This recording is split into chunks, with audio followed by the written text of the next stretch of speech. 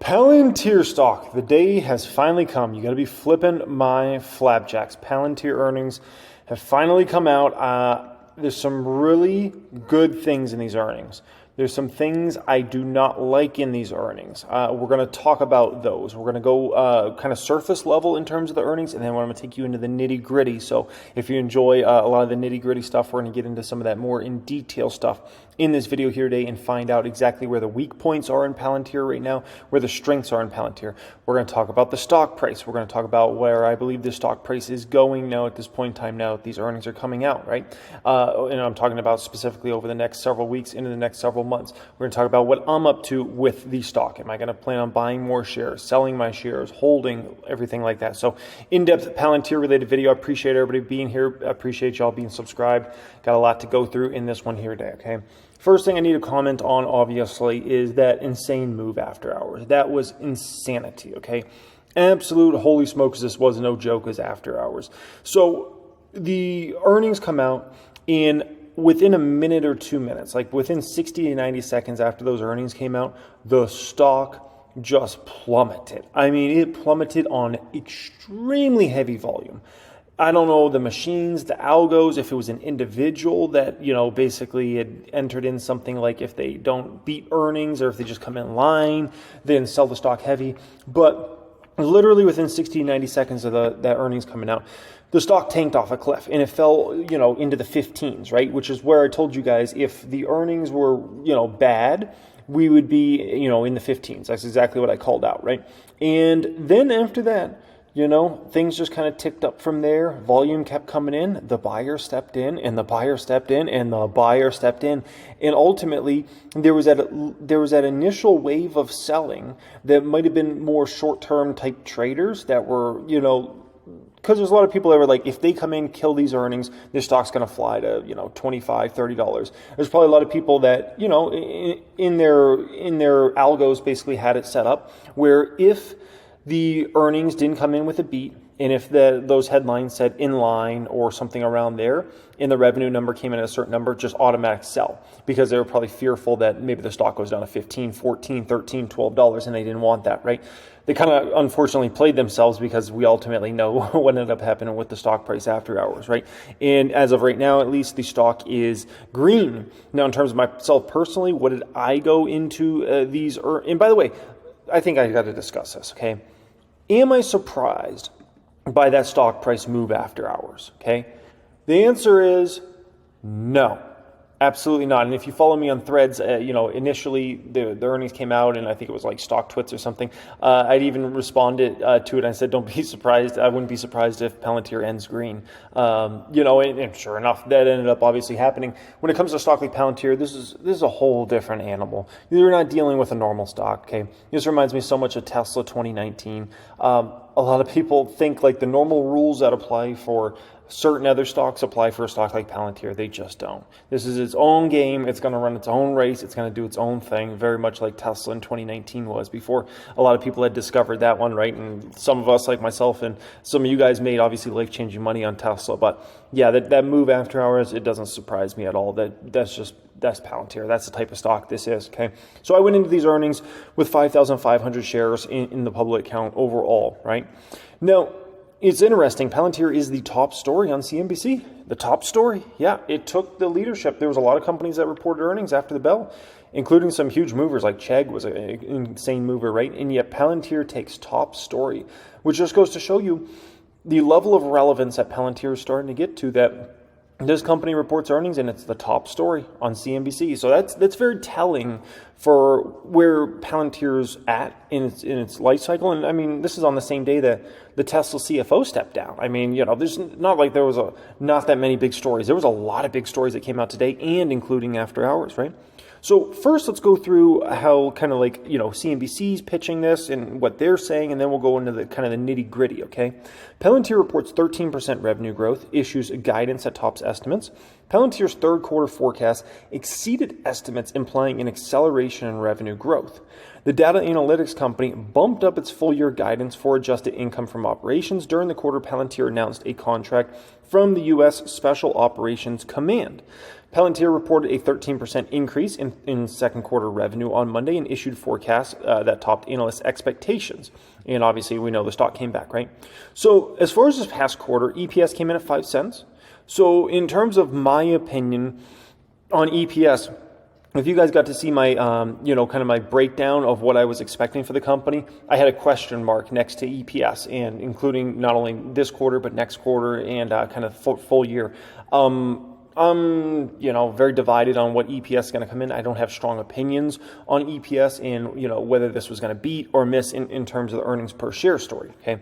Now, the revenue story is a very different animal because I did have a pretty strong opinion, okay, on revenue. So revenue came in at $533 million. $533 million was what was expected by analysts on average, okay? Now, how do I feel about that right there? I feel not good about that. This is definitely not a number I wanted to see. Very disappointed. I was expecting them to come in with some sort of revenue beat, at least something. To just come in line was very disappointing to me. Extremely disappointing. What that tells me is that the sales cycle for Palantir is taking quite a long time because obviously Karp over the past many months has said all these customers are talking to them and, engaging with Palantir and all these sorts of things. But to not see it come through in the numbers in a significant way was pretty disappointing. That does not mean future quarters are going to be bad because we'll talk about the guidance and those sorts of things in just a moment. But it just shows that, this has taken a while to actually get the sales through and actually start running the revenue and actually get all these customers online in those sorts of things. So that was kind of disappointing for me to see just an inline number there. I mean, they didn't have to kill it. Just like, 537 versus 533, something like that would have been nice. No, Palantir reported $28 million or 1 cent per share in net income compared with a net loss of $179 million or 9 cents a share in a year ago quarter. The data analytics company said third quarter revenue will likely be between $553 million and $557, ahead of the $552 expected by analysts. The midpoint of the guidance implies 16% growth in a sequential acceleration after 3 years of gradual deceleration. So that's good. Growth is actually finally expected to accelerate again. Okay. Management reiterated expectations for net income in the third and fourth quarters and called for full-year revenue of $2.212 billion. That's a very specific number. And a midpoint, above the midpoint for its forecast from May. Analysts polled had around the same, okay? Now, how do we feel about this number right here, okay? Once again, disappointment. We're talking about a midpoint of 555 versus 552. It's $3 million. That's like nothing. So once again, this obviously shows that the sales cycle's taking a long time for Palantir. So as a shareholder of the company, I am not thrilled with that. I feel like there's no reason why this company shouldn't be growing 20% plus next quarter. 16% growth, okay.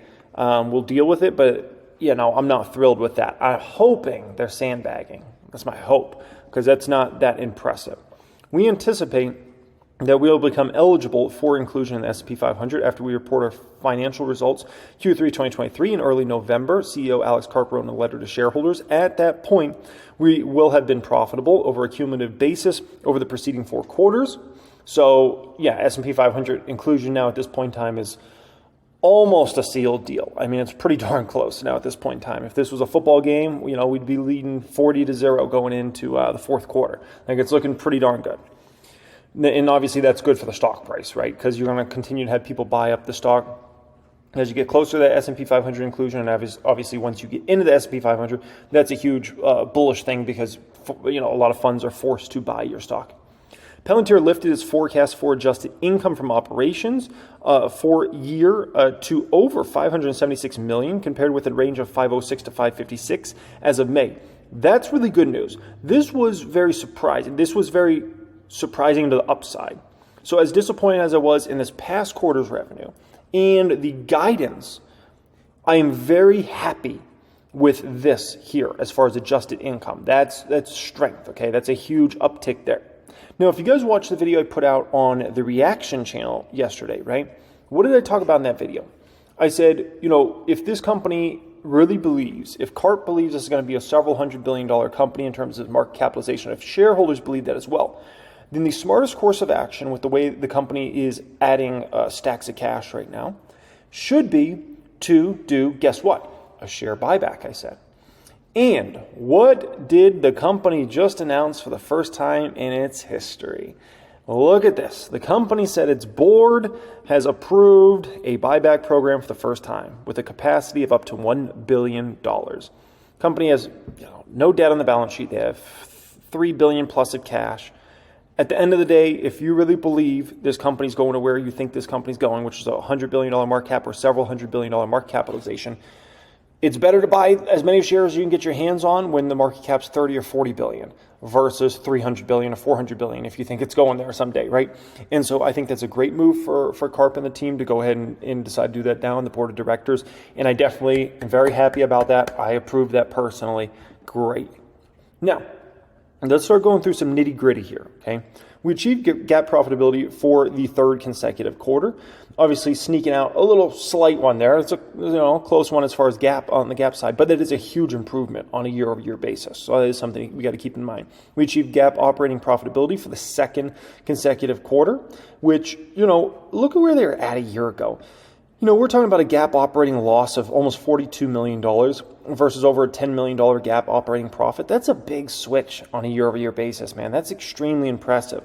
And obviously, when things were the worst of the worst, which was back in Q3, that was a $62+ million operating loss. To see how much ground this company's made up just in a matter of a few quarters, it makes you think, where's this company going to be in a few years from now? If they can make up this sort of ground in a few quarters, what can they achieve over the next few years?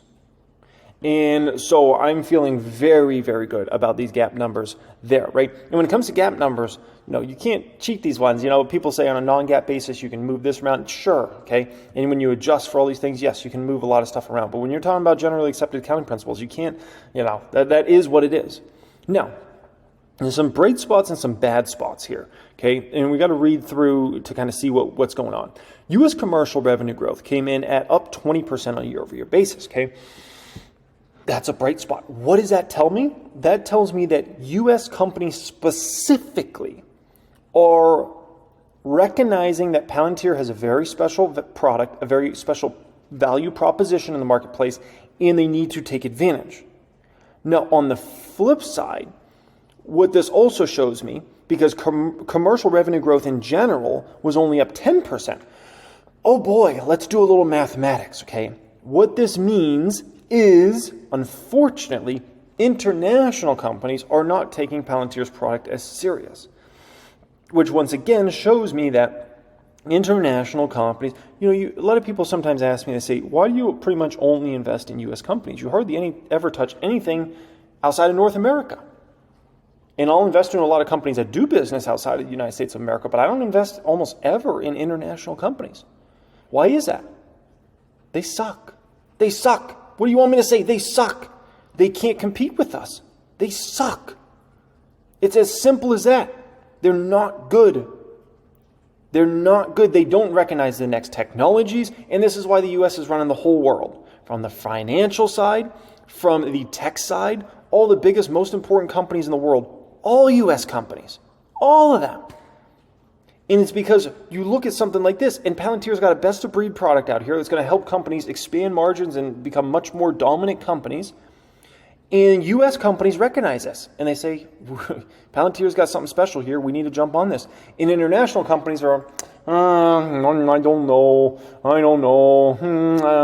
We don't need to get that right now. And they wonder why they lag constantly. That's why I'd only buy these companies that are non-U.S. related. It's very rare. And if I do, it's a Canadian company, because you have several Canadian companies that have the DNA of a lot of U.S. type companies, that they're very forward-looking, like Shopify comes to mind when I think about something like that. But man, this shows it. This shows it. It's incredible, right? And, who's going to run the world over the next 10, 20 years? Going to be U.S. companies again. They're going to be out in front of everybody when it comes to the whole AI wave. And they're going to build the best companies, They're going to have the most profitability, the best revenues. They're going to have the best employee forces, and it's going to just, the cycle continues. U.S. government revenue growth came in, I thought it was bad. That's a meh number, only 10% on a year-over-year basis, but it's very interesting. International, the governments are realizing, damn, we need to use Palantir's products, right? U.S. Has obviously been utilizing, Palantir for literally decades, or certainly at least a decade plus, right? On the international side, I think they're finally waking up to on the government side, we need to start utilizing Palantir a lot more, right? Now, on the commercial side, this is inevitable. But the problem is it could take, many more quarters before the international market, which lags in a huge way, realizes how special Palantir's products are and how much it can help their business. It could take years. Don't expect it to move fast when it comes to international market. So that's something I want you guys to keep in mind there. Okay, so now we know what's really holding back the business.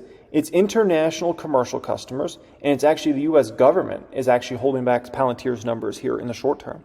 Now, when we go to total revenue growth for this past quarter, 13% is meh. I want to see Palantir get back to 20% plus, man. I want to see this company get back to 20% plus quarter in and quarter out. Ideally, I would love to see them get back to 30% type numbers. I think they can get there. Average trailing 12-month revenue per top 20 customers, $53 million. $53 million. That's incredible. Now, the other thing I love, gross margins. Very, very stable, 80% plus adjusted gross margins. And that just shows that, Palantir is going to be a money printer. We're at the very infant stages of observing a company become an absolute money printer. And that's where Palantir is really going here, okay? Now, this slide might matter as much as any slide I'm going to show you here today, okay? And all I can say to this is what a turnaround. What an incredible turnaround we have here, folks, okay? Q2 2023 adjusted operating income was $135 million, representing a margin of 25%, adjusted operating margin, right? And you look back at where the low was for this company. It reached a low point, obviously, Q3 2022 at 17%. And since that low, it has just been improving and improving and improving. And I don't really see this slowing down or stopping anytime soon. It looks like adjusted operating margin has a long way to climb here. And so the cool thing right now is we don't know where the top is for adjusted operating margin. Is it 30%? Is it 35%? We don't know as of right now.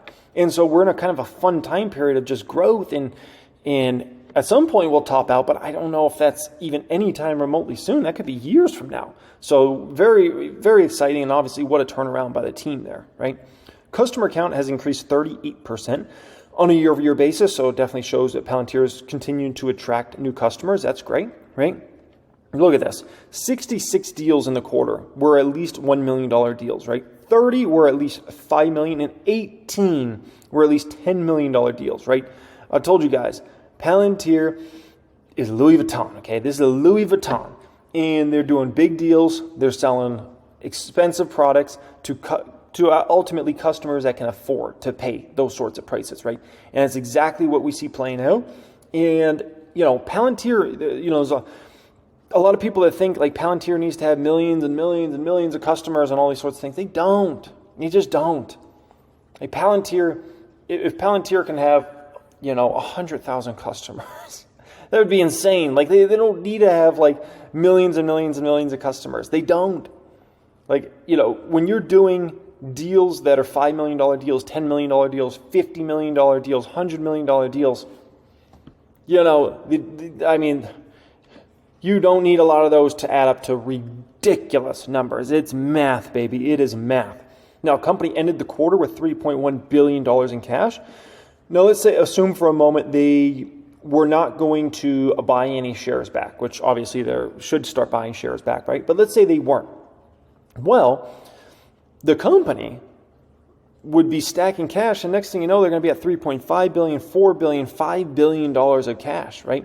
If you look at the cash flow from adjusted free cash flow, right? $90 million as far as cash from operations. Adjusted free cash flow, $96 million. This company is just throwing off money. And like I said, we're still at infant stage, in my opinion, of the profitability story, of the free cash flow story around Palantir. This is infant stage. This is like first inning of this whole game. I mean, remember, this company just barely flipped to GAAP profitability. Barely. This just happened like in the last few quarters here. Like, do you know where this company's going to be in 2, 3, 4, 5 years from now? My gosh, okay? Now, to wrap up kind of the highlights here, and then we'll get into, kind of what's holding Palantir back, and then kind of my thoughts about buying the stock versus not buying the stock and where I think the stock price is going, all those sorts of things, okay? So, third consecutive quarter of GAAP profitability, second consecutive quarter of GAAP operating profitability, GAAP operating margin at 2%, that's up 1,100 basis points on a year-over-year basis. Adjusted operating margin at 25%, third consecutive quarter of expanding margins. Cash from operations at $90 million, 17% margin. Adjusted free cash flow at $96 million, that's 18% margin. Revenue grew 13% year-over-year. Once again, I'm not so happy about that. I expect much stronger growth rates in future quarters and years. Surpass trailing 12-month revenue at $2 billion. U.S. commercial revenue was up 20%. That's obviously the real strength for the company right now. U.S. commercial customer count grew 35% on a year-over-year basis. So clearly, if you're expecting more strength for Palantir for the next few quarters, it's going to come from U.S. commercial. It's just very, very clear about that. Okay. Now, where's the holdback for Palantir? Okay. So, in my opinion, the holdback for Palantir right now is long sales cycles, okay? That is definitely the holdback. And, whether we're looking at even U.S. commercial, I think should be, growing faster, but it just seems like it's a process. It's a real process to get these companies that are engaging with Palantir to actually finally sign off on the contracts, right? Now, we do know that there's a few reasons why the sales life cycle, let's call it, is a longer process for Palantir. One is, a lot of people aren't familiar with Palantir, very in-depth product, and, it's not just a simple, to spend $10 million, $50 million with Palantir is not just an easy decision, right? And sometimes you got to go all the way up the ranks. So that's one part. The second part has been companies have had to really watch cost over the past, I would say, 3 to 4 quarters. Everybody's been in like saving money mode, and to sign up for new software or new data, AI, and it's going to help us make better decisions, all these sorts of things. It's been a difficult process because right now you're having to go all the way up the ranks to many times like the CFO and CEO sometimes to get these deals to go through, which once again makes the sales cycle a longer process, right? Now, if companies get a little more confident, then we could see, let's call it the purse strings loosen up a little bit, and we could see potentially more deals for Palantir overall, quite a substantial amount of deals in kind of like all this work that they're putting in right now start to really add up to big dollars in the back half of this year, and then especially start to roll through in 2024, right?